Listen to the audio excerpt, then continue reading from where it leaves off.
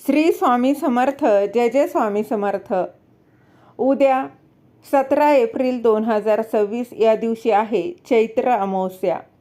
तर अमावस्येला प्रारंभ हा 16 तारखेला होणार आहे. 16 तारखेला बघा रात्री 8:12 अमावस्या सुरू होत आहे आणि 17 तारखेला शुक्रवारी संध्याकाळी 5:22 ही अमावस्येची तिथी संपणार आहे. म्हणजेच काय तर बघा 17 तारखेला अमावस्या असणार आहे.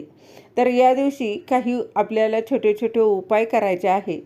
तर जेणेकरून तुमच्या घरातील नकारात्मकता आहे तर ती घरातून दूर होईल. घरातील दरिद्री गरिबी दूर होऊन घरात सुख शांती सकारात्मक वातावरण तयार होईल आणि घराची प्रगती होईल. तुमच्या कुटुंबातील ते सगळ्यांची प्रगती होणार आहे. 7 पिढ्यांचं दारिद्र्य यानं दूर होणार आहे.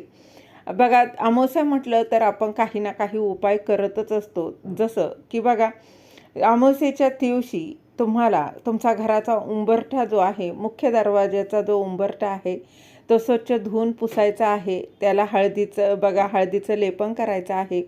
पाण्यात थोडंसं मीठ हळद गोमूत्र आणि लिंबू टाकून घर अगदी स्वच्छ पुसायचं आहे.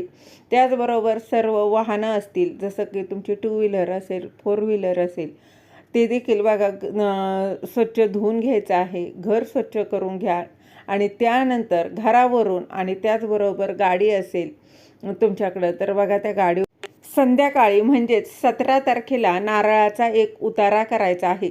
तर काय करायचं आहे तुमच्या मुख्य घराचा जो बघा दरवाजा आहे त्यामुळे बाहेर उभं राहायचं आहे. नारळ हातात घ्यायचा आहे. त्या नारळाच्या वरती तुम्हाला कोरड्या शेंदुराने त्रिशूळ काढायचा आहे आणि त्यानंतर हा नारळ तुम्हाला तुमच्या घरावरून 7 वेळा उतरवायचा आहे. घड्याळाचा काटा ज्याप्रमाणे फिरतो त्याप्रमाणे तुम्हाला तुमच्या उंबरठ्याच्या बाहेर उभं राहून हा 7 वेळा घरावरून नारळ उतरवायचा आहे. उतरवत असताना श्री स्वामी समर्थ श्री स्वामी समर्थ असं म्हणून तुम्हाला हा नारळाचा उतारा करायचा आहे.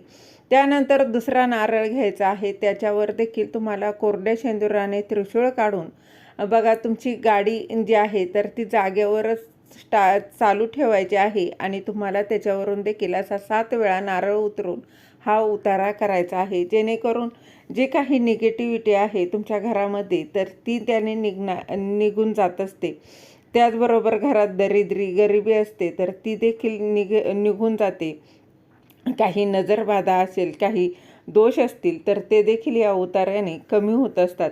त्याचबरोबर बघा अमावस्येच्या दिवशी काही सेवा देखील आपण तर बघा आपल्या घराच्या सुरक्षिततेसाठी आपल्या उजव्या हातात थोडीशी पिवळी म्हणजे पांढरी मोहरी घ्यायची आहे आणि बघा आसनावर बसायचं आहे. दिवा चालू ठेवायचा आहे आणि त्यानंतर उजव्या हातात आपल्या थोडीशी पिवळी मोहरी घेऊन 11 वेळा कालभैरवाष्टक आणि तुम्हाला 11 वेळेस वेदाक्त वल्गासुक्त जे आहे ते नित्यसेवेच्या पुस्तकात आहे ते तुम्हाला म्हणायचं आहे.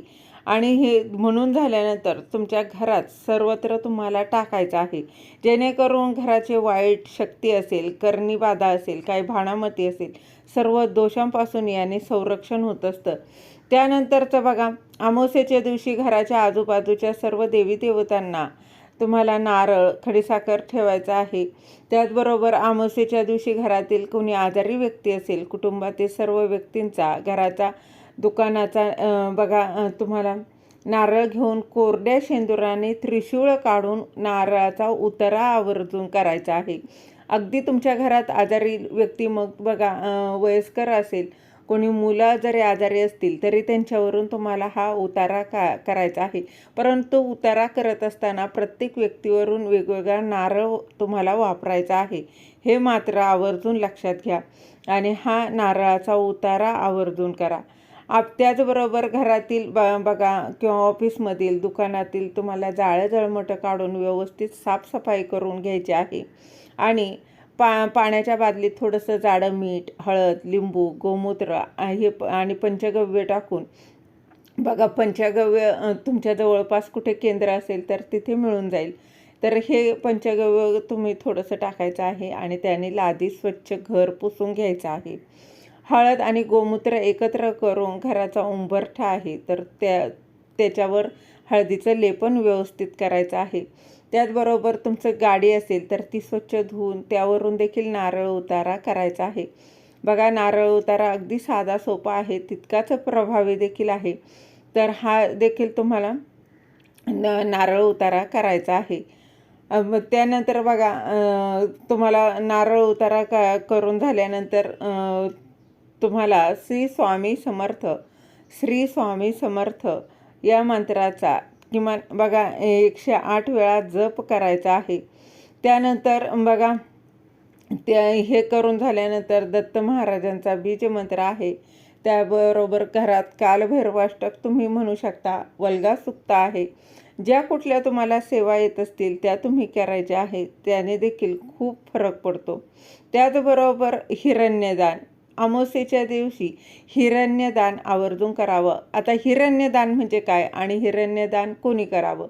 तर हिरण्यदान म्हणजेच काय, ज्यांचे वडील नाही त्यांनीच ही हिरण्यदान करायचं आहे, हे मात्र आवर्जून लक्षात घ्या. अमावास्येच्या दिवशी 12 ते 12:30 या दरम्यान बघा, जानव्याची जोड, 1.25 पावशेर पेढे, 11 रुपये दक्षिणा या 3 वस्तू तुम्हाला ब्राह्मणाला दान द्यायच्या असतात. प्रसाद म्हणून तिथला पेढा परत केल्यास तो तुम्ही खायचा नाही. ते तुम्ही दान दिलेलं आहे, पुन्हा तिथून घेऊन यायचं नाही. ते कुठल्याही तुमच्या जवळपास मंदिर असेल तिथल्या ब्राह्मणाला तुम्ही देऊ शकता. परंतु पुन्हा एकदा सांगते, ज्यांना वडील नाही अशांनीच हे हिरण्यदान करायचं आहे. घरात शांतता राहण्यासाठी एक नारळ पूर्ण सोलून देवाजवळ ठेवावा. शेंडी देवाकडे करावी व रोज सकाळ संध्याकाळ त्यावर एकानंतर एक असे 7 कापूर जाळावे आणि हा कापूर जळत असताना श्री स्वामी समर्थ, श्री स्वामी समर्थ गायत्री मंत्र जप. बघा, दर पौर्णिमा आणि अमावास्येला नारळ बदलून घ्यायचा आहे आणि जुन्या नारळाचा प्रसाद म्हणून खायचा आहे. जर नारळ खराब निघाला तर काहीच नाही, तो तुम्हाला विसर्जन करायचा आहे. अगदी अशा साध्या सोप्या सेवा आहेत, उपाय आहेत. तुम्ही तुमच्या घराची प्रगती करू शकता. यातील कुठलाही तुम्ही उपाय करू शकता. श्री स्वामी समर्थ. त्याचबरोबर बघा, अमावास्येच्या दिवशी सर्वात महत्त्वाचा नियम म्हणजे परान्न वर्ज्य करायचा आहे. परान्न म्हणजेच काय, दुसऱ्याच्या घरचं शिजवलेलं अन्न अमावास्येच्या दिवशी चुकूनही खायचं नाही. परान्नाचा सगळ्यात जास्त घराला दोष हे परान्नातूनच लागत असतात. म्हणून अमावास्येच्या दिवशी चुकूनही परान्न घेऊ नका. श्री स्वामी